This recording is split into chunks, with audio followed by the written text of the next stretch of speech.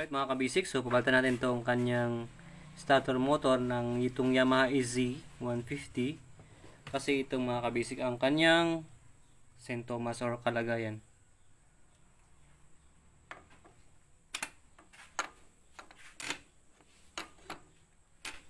Ganun lang siya, oh.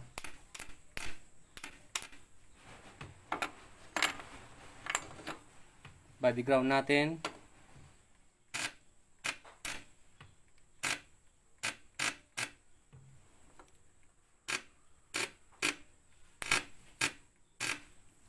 So yun, grounded siya sa loob, kaya palitan natin.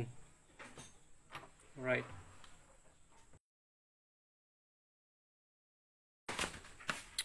Alright mga kabisik, ito yung bago natin nabili.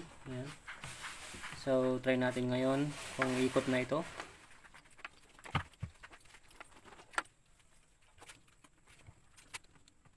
Yan, so try natin.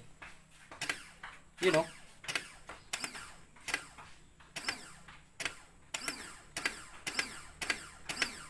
Okay na mga kabisik, oh.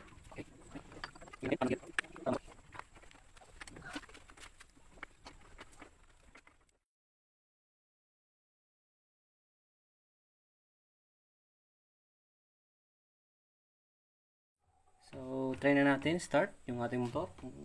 Gumagana na ba siya? You know.